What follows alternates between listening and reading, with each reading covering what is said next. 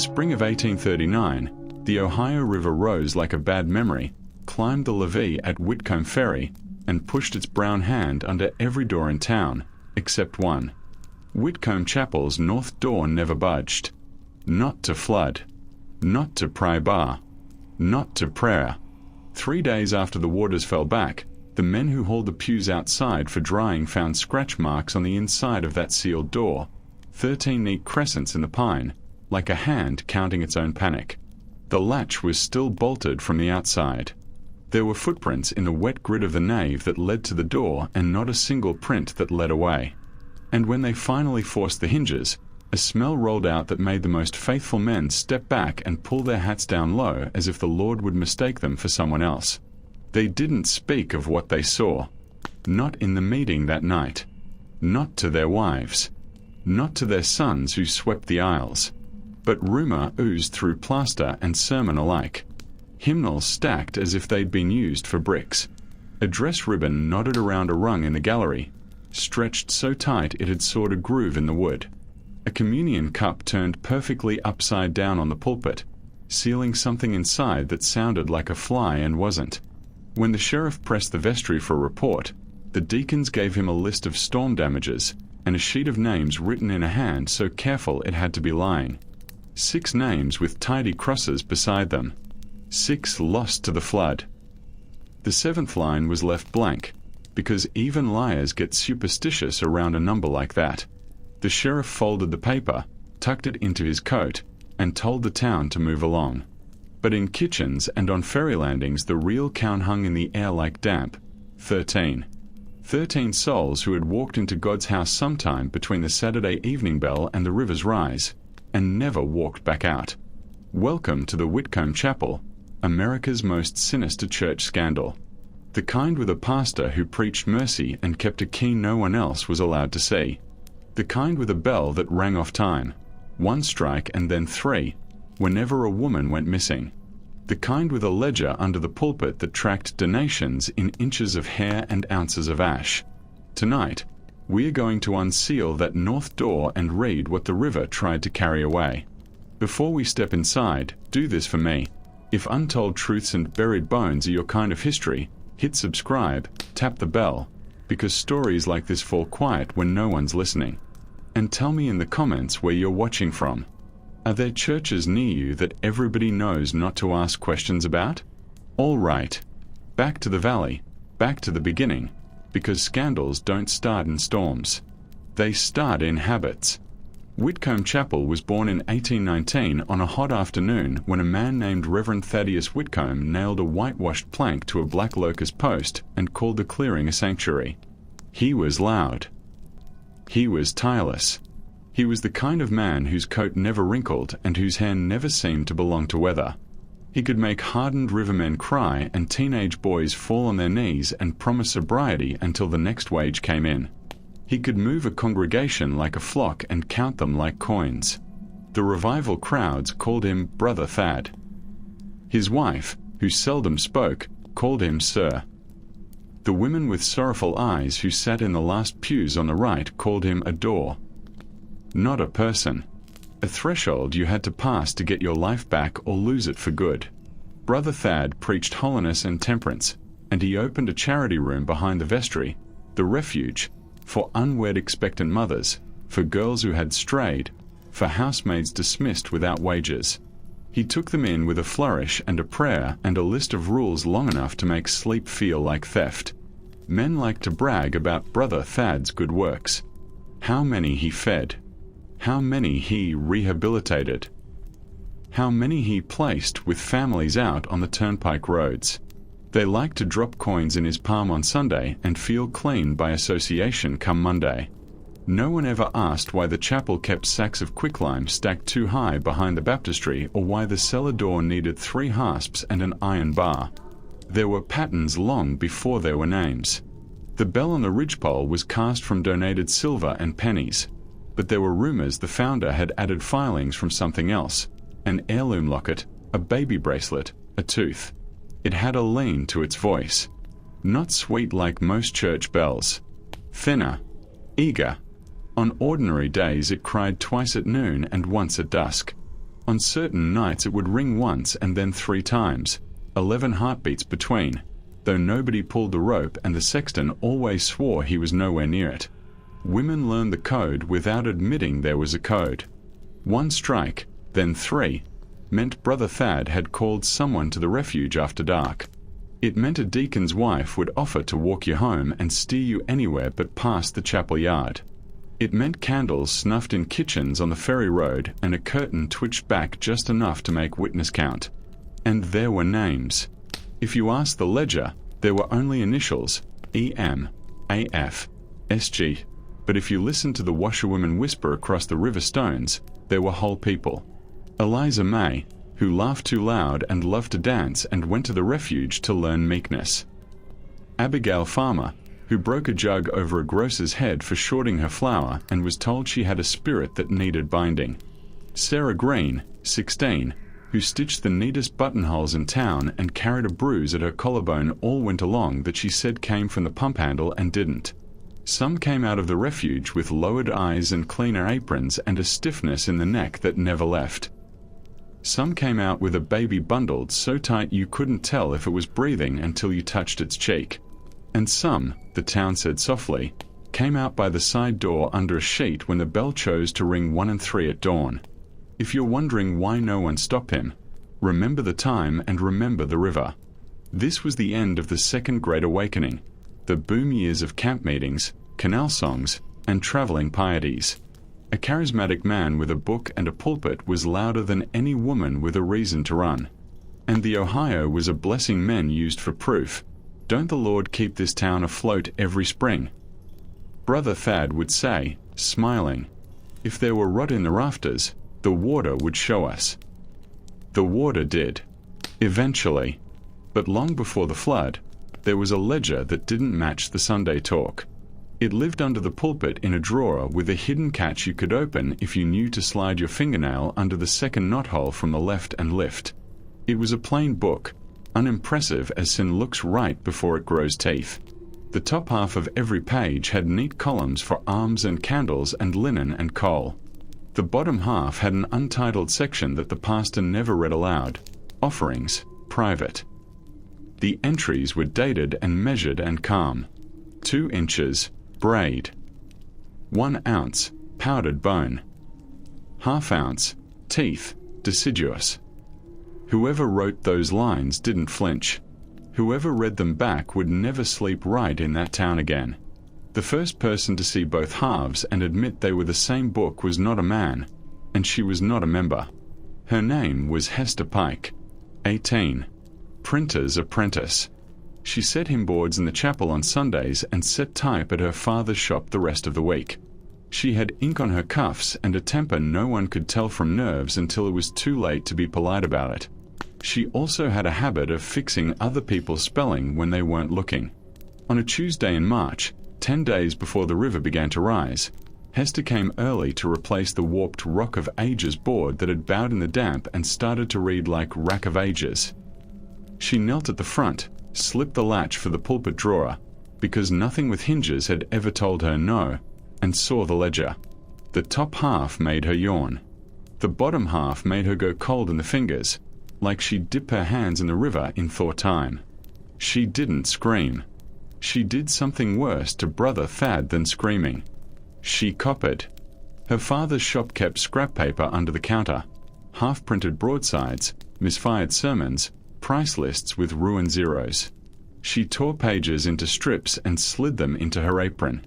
Then she took a stub of pew pencil and transcribed the bottom halves of 6 pages, word for word, dot for dot. The ink had bled from damp and handling, but numbers keep their shape even when morals don't. Hester wrote fast and neat. She underlined teeth once, hard. Then she slid the ledger back and walked out like a girl taking air. She did not notice the bell rope brush her shoulder. She did not see the dust of powdered lime along the baseboard behind the baptistry, like flour you try to sweep and can't. She took the scraps home and hid them in the only place a printer's daughter knew men wouldn't look, sewn into the hem of a temperance tract the pastor had asked her to reprint for the spring meetings. That night, the bell rang. Once, then 3. The sound scissored the darkness into 4 pieces and left them trembling. Dogs in the ferry lot started up and shut down like they'd remembered who fed them when they barked at the wrong time. Lamps went out along the ridge road in a burst, as if a wind had picked favourites. Hester sat up in bed with her hand on her throat and counted to 11 between the claps of sound. The last strike hung thin and long in the air and died like a decision. She slid quietly to the floor, tied on her shoes, and put her hand beneath her mattress for the thick needle she kept there for mending and for courage. She didn't tell herself she was brave. She told herself typesetters don't drop letters once they've picked them up. By dawn, the river had moved an inch higher up the levee, the kind of inch men ignore. By noon, the sheriff had found the ferry mule chewing something pale behind the stables and slapped it away with a curse, then laughed at himself for cussing in daylight. By nightfall, a housemaid from Mr. Whitcomb's own household failed to report for the late wash, and Sister Amelia, who kept note of such things with a prayer and a pencil, marked a tiny cross beside her name. If you're still with me, you're hearing the bell, too, even if you don't believe in it. Once, then 3. By daylight, Whitcombe Chapel looked almost ordinary. Whitewashed clapboard, simple lancet windows, a bell that seemed too big for the little steeple that shouldered it. But the ledger Naomi Price found in the schoolhouse desk, thin calfskin, swollen from damp, made the ordinary feel staged. The first pages read like donations, names, sums, dates. Farther in, the hand changed. Entries became exchanges.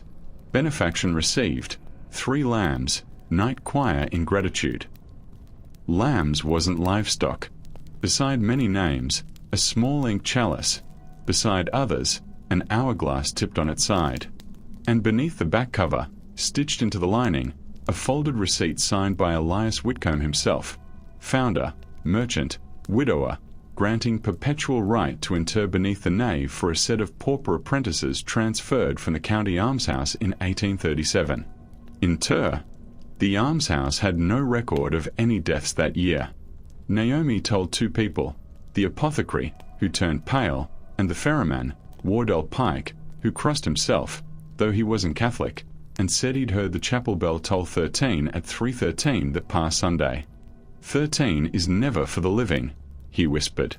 It's a count. That same evening, someone slipped a note under Naomi's door, written in an ecclesiastical hand, return the ledger to the vestry and speak no further. We fast together, or we starve alone. She lit a candle and watched the wick shiver, then folded the ledger into burlap and walked to the one person who wasn't afraid to listen, the circuit printer, Miss Adeline Carr, who set handbills against riverboat cheats and corrupt land agents. Adeline locked her shop. If this is true, she said, tapping the chalice marks, it isn't just sin. It's a system. The choir began that night, not the children you expect, but men's voices humming a single pitch that made the window panes ripple like pond water. Naomi, Adeline, and Wardell crept to the churchyard and saw candle flame trembling through the nave's milky glass. A procession moved inside, Reverend Peregrine Whitcombe, Elias's younger brother, followed by 7 deacons in plain coats and gloves. Behind them came 4 boys from the almshouse, blank-eyed, their steps measured, hands clasped as if sleepwalking. Wardell hissed, "They ain't parish." Adeline gripped his sleeve. "Listen." Between the hums came a soft tapping, slow and precise, from below the floor, the pace of a pendulum metronome. The bell did not ring. Instead, a rope rose and fell in the steeple like a breathing lung. When the hymn ended, the deacons filed toward the chancel. 2 lifted a rug. A 3rd pried an iron ring. A trapdoor yawned. The boys descended first. The tap-tap quickened. Naomi counted each beat unconsciously, 30, 31, 32, until the lid fell and smothered the sound. Yard thrush burst into song all at once, as if they'd been holding their breath. On the way back through the graveyard, Adeline tripped on a stone and found, by accident, a 2nd ring half buried in moss. A 2nd door, smaller, set flush with the churchyard earth. It had been mortared shut, but the mortar was fresh. Wardell spat. They sealed what they couldn't stomach.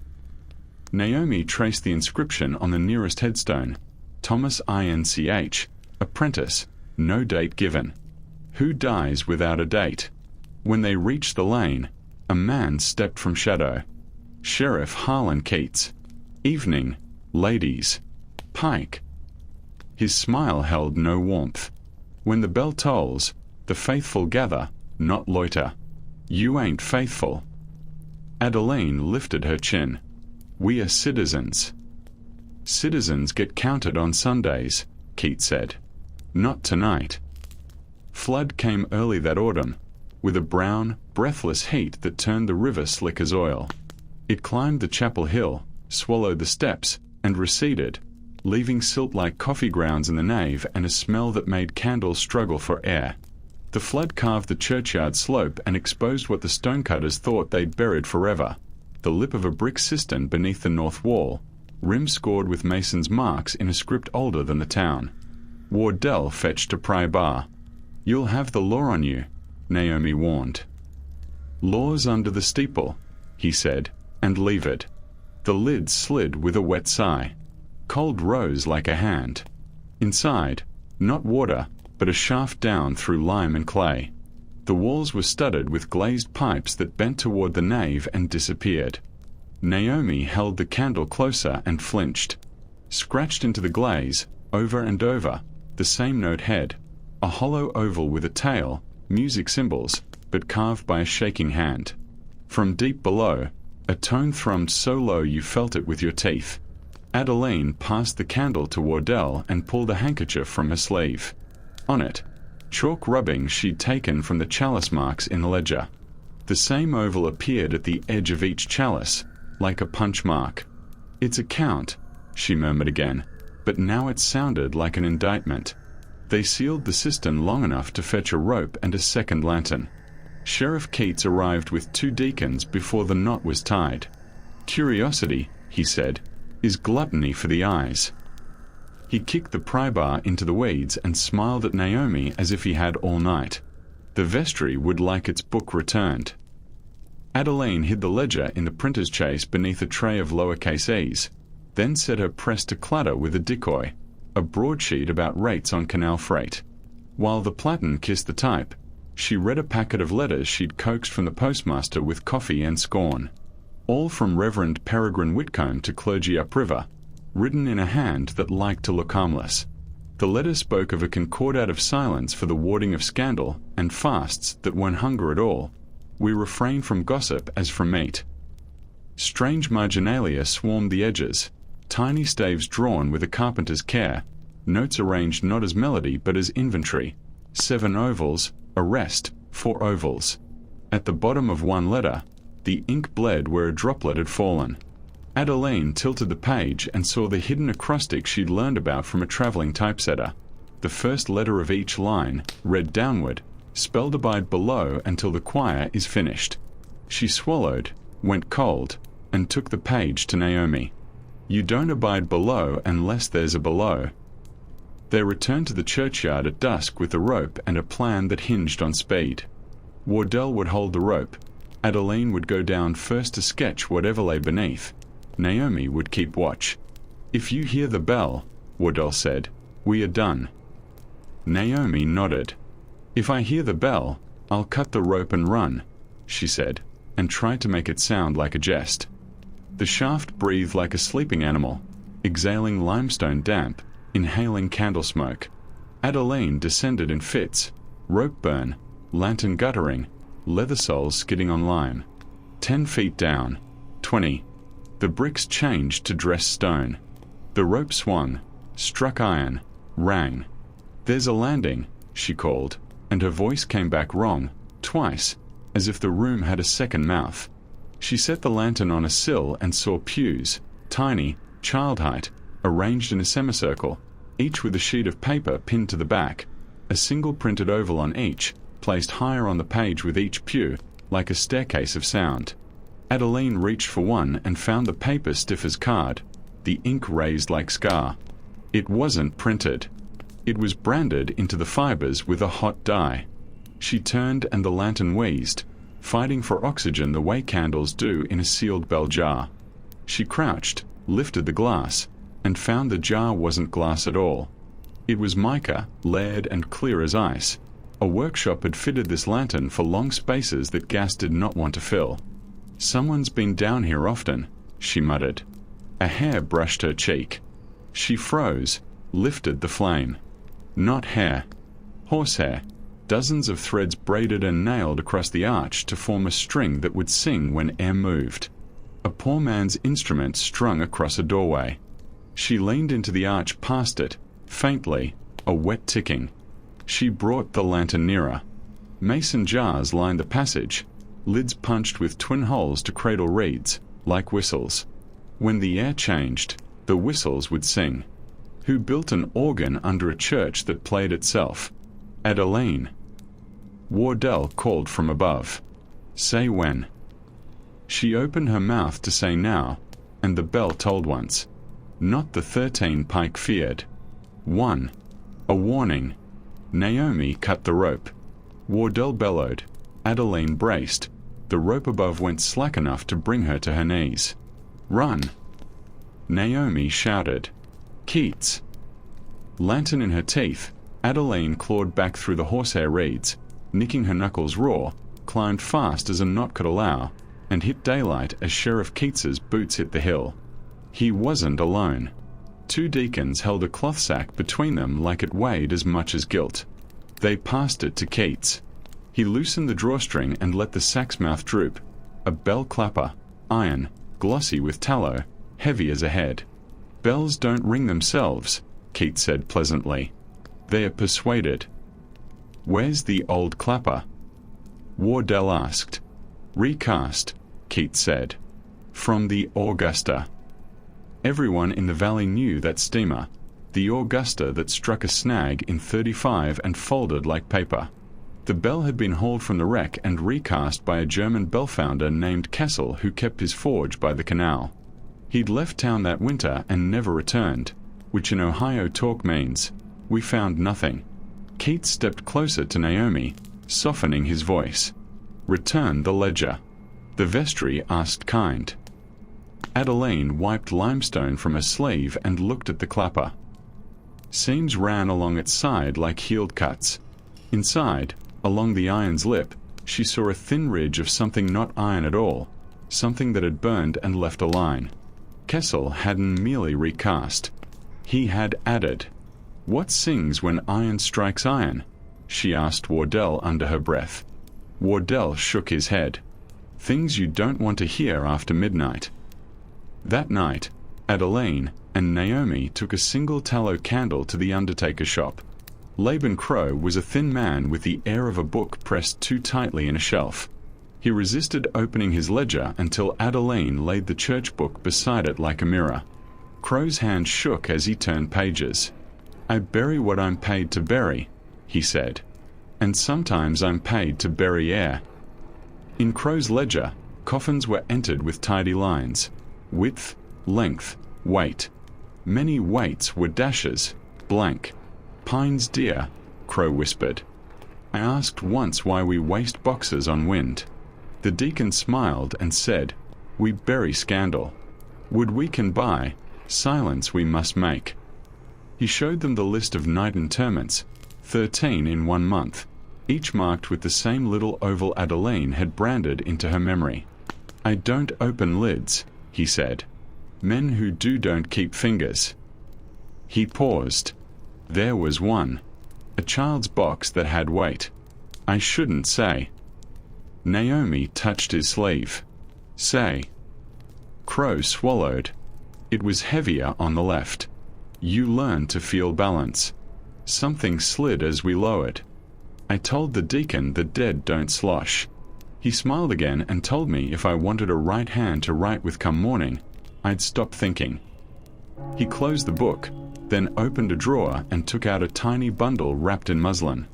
Inside, a bell founder's punch, engraved Kessel. Found in the grave they gave me after the Augusta, he said. In the dirt, not the box. Adeline lifted the punch and felt its weight. If Kessel's bones aren't where they say, she murmured, Maybe his work is. The plan was reckless. That made it feel honest. The women would publish at dawn and break in at dusk. Wardell would bring a river chain to choke the bell. Crow would wheel his empty hearse to the back door and keep watch. The storm came without lightning, a black-bellied rain that flattened corn and erased footpaths. They moved as if the storm were part of the plan, because in a way, it was. Rain makes noise for giving. Adeline picked the vestry lock with a twine-wrapped fishbone. Inside, hymnals, a ledger of ordinary tithes, a woodworking bench with a vice.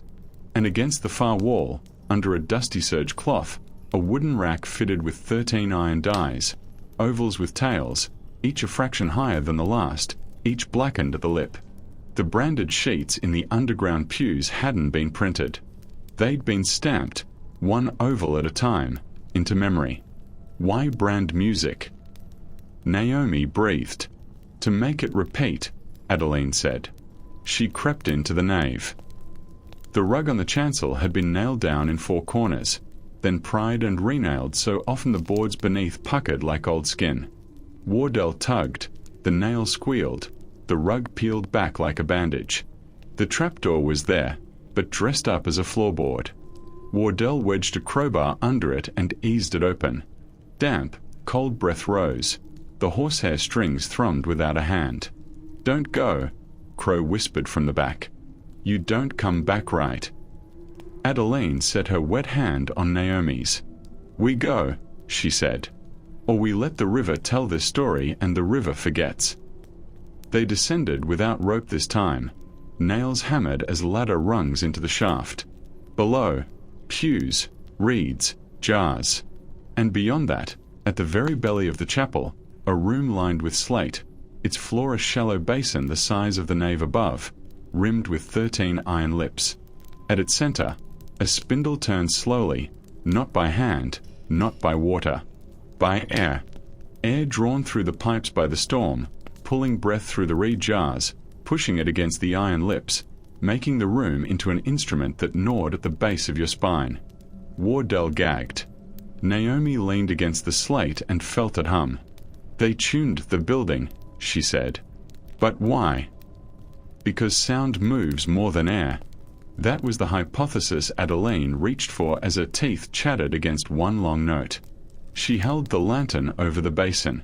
Inside lay 13 clapper-shaped stones, each with a cavity drilled into its heart, each streaked with a crust the color of rust.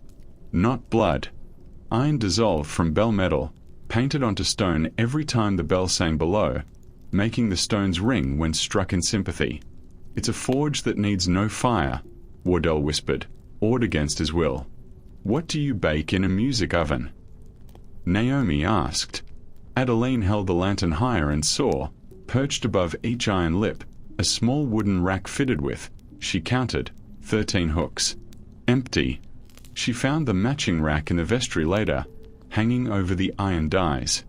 Hooks for punches. The system was simple and chilling. On Vespers nights, the deacon stamped ovals into cards in the underground pews while the storm played the instrument beneath. The children, apprentices, copied the stamped oval up the page like a staircase. 13 notes made one ritual, ending where it started. And above, the bell recorded it all, clapper striking metal, iron sanding iron, voice pulling voice. A closed loop that taught, counted, and concealed. Taught what? Crow asked. Adeline gestured toward a slate panel etched with a map of the Ohio, thin as veins, dotted with little crosses where river landings stood. "Routes," she said softly. "Schedules. Names. The Augusta, the Enterprise, the Phoebe Snow. Insurance taken out before sailings. Cargo added off the books. Pauper apprentices indentured at the courthouse and moved at midnight. Not bodies in boxes, but bodies in chains, shipped upriver, apprenticed to mills that wished no witnesses." Whitcombe Scandal wasn't sermons, Adeline said, stomach turning. It was commerce. Naomi steadied herself on the slate and felt something give. A hidden catch. The panel swung. Behind it, a shelf with 5 ledgers wetter and older than the one in the school desk. She slid one free and opened to a list written in a round, schoolroom hand. Names. Ages. No dates given. They brought the ledgers up in their bodices and boots, one tucked under Crow's coat, and met on the printer's floor among cases and ink and the sleepy hiss of the rain. Adeline turned pages while Naomi read names aloud as if they were a prayer. Crow sprinkled sand to dry the wet ink and stared toward the door, listening for the steps he knew would come. They didn't have to wait long. Sheriff Keats arrived not with a warrant, but with a hymn. He began humming the single oval note like a man tasting soup. The vestryman stood behind him, faces complication-free, hands empty but for their gloves. "You have our property," he said. "Printed or bound, ideas are property here." "Then let's print," Adeline said, and fed the first handbill into the press. The title she'd set in a fist of type, "What the Whitcombe Choir Sings Below." Keats didn't flinch. "Bell rings at midnight," he said. "You'll hear 13. Wardell stepped from the back room with 30 feet of river chain looped over his shoulders like a stole. "Clapper's heavy," he said mildly. "Chain's heavier." Keats's jaw moved left, chewing something invisible. "Sermon at 11, he said, as if they'd asked the time. "You'll be there." They were. So was half the valley, drawn by gossip and rain and the smell of a reckoning. The deacons packed the front pews. The poor clustered near the doors. The timber of the chapel sulked beneath the weight. Reverend Peregrine Whitcombe rose. His hair had thinned. His voice had not. He spoke of storms as purification, of bells as anchors, of apprentices as the raw cloth of our nation and masters as looms. He spoke of silence as a civic duty. "We are the river's levee," he said, and that was when Wardell eased up the narrow steeple steps with the chain and the stolen punch and gave the bell a new tongue, iron bound in iron. When the first toll came, it didn't sound like salvation. It sounded like a lid coming off a jar that had been sealed too long. On the third toll, the floor under the chancel groaned, and Adeline felt the sound in her ribs. On the fourth, the iron lips below answered. On the fifth, the horsehair strings sang. On the sixth, the reed jars woke and the room below began to breathe. Peregrine smiled, actually smiled, because to him the instrument meant order. He lifted his hands to keep the count. 7, 8, 9, 10, 11, 12, and then Wardell did what no ringer would do. He choked the bell mid-swing. The clapper stuttered, scraped, tore tallow, and struck not the sweet iron lip but the seam where Kessel had poured in something extra. The seam fractured. The bell shuddered and gave back a sound no one in that room had ever heard a church bell make, a human moan. The deacons flinched as if slapped. Keats went pale. The chain slipped. The bell swung wild. The rope snapped. The clapper, heaviest thing in that building, tore free of its strap and fell, carving the shaft as it came, a metal comet landing on the chancel with a sound like iron crashing through water. The floor splintered. The trapdoor split. The clapper punched through into the slate room below and shattered 2 of the 13 iron lips. Everything the Whitcombes had tuned to a perfect circle of sound collapsed into a ragged chord. People who had been taught by that circle, boys with stamp cards in their pockets, men whose ovals matched the dies, blinked as if waking. Naomi lunged for the chancel and saw what lay below. Not bodies, not blood, ledgers, jars, a 5-point system of pipes that led under the nave and out toward the river. Commerce. Traffic. Kidnapping papered with prayers. Crow stepped to the edge, lips moving, and made a sign that looked like a blessing and was probably a goodbye. The storm picked that moment to give everything it had. The river trench woke and the tunnel to the landing filled like a throat. Water surged through the reeds, over the lips, into the basin. The chapel sighed once and sat down. Pews bucked, glass blew, and the nave dropped 6 inches with a noise like a ship unlatching from a dock. Keats grabbed the pulpit and stared as the Whitcombe crest, 2 sheaves and a bell, tilted, slid, and vanished into the dark. When the water settled to ankle height, Adeline stood, soaked to her shins, and lifted the first ledger high like a torch. "Read," she said to the room. "Then decide who you are." Mornings after ruin are always quieter than they should be. The rain went thin. Fog came up from the river and made every sound wear a coat. Sheriff Keats didn't arrest anyone that day. Maybe he knew the jail would flood. Maybe he saw too many hands holding too many names. The deacons vanished, south, mostly, and Reverend Peregrine took a packet of letters and horseflesh and rode for the canal, head bare, mouth set. They found his hat floating under the lock gate and said it meant something. Hats always do. Adeline set her press to burn. She printed every name. She printed Kessel's punch mark and the map carved on slate. She printed the county's indenture forms side by side with the ovals and let the type show their kinship. Forms that made children into labor and ovals that made obedience into music. Naomi went to the almshouse and read every ledger she could pry from a clerk's hand.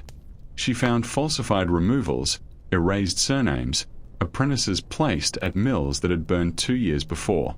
She found, at the very bottom of a drawer, a list of special vespers, each marked with a little whistle drawn beside the date. She copied them all. Wardell cleaned the river chain, hung the bell clapper in his boathouse like a warning, and swore never to ring for anyone who counted him as inventory. Laban Crow opened 3 boxes that had never felt a body's weight and filled them with the ledgers, the dies, Kessel's punch. He called it a burial. The court convened once, briefly, and spent its hour describing libel as if naming names was sin. The judge fined Adeline for indecent pamphleteering and asked if she meant to keep a husband with such a mouth. "I mean to keep a press," she said, and paid in coins that had never seen a church plate. The chapel stayed standing just enough to be a ruin. Children cut across its yard and dared each other to touch the cracked chancel. On fog nights, people said, if you stood by the north wall and held your breath, you could hear a note shaped like an oval lift from the stones and wander the lane, asking to be counted. If you stepped out and counted it, it stopped. Years later, when the canal dried and the mills moved east and the river reinvented itself again, a mason cleaning a lock found a bell fragment with Kessel's mark and carried it to the printer's shop. Adeline had gone grey by then. Naomi taught children to hold on to their names until they left fingerprints. They mounted the fragment over the press. It made no sound when struck, metal gone tired, but it remembered its shape, and that was enough. If you're still here, I want to hear from you. Which part of Whitcombe's design chilled you most? The sound that taught obedience, the ledgers that sold lives, or the faces that chose silence? Drop your thoughts below. And if you want more of the histories they tried to drown in the river, you know what to do. Subscribe, ring the bell that we've unchained, and share this with someone who thinks the past sits still. I'm your narrator, and this is Tales Never Told. We'll be back with another truth the daylight couldn't keep down.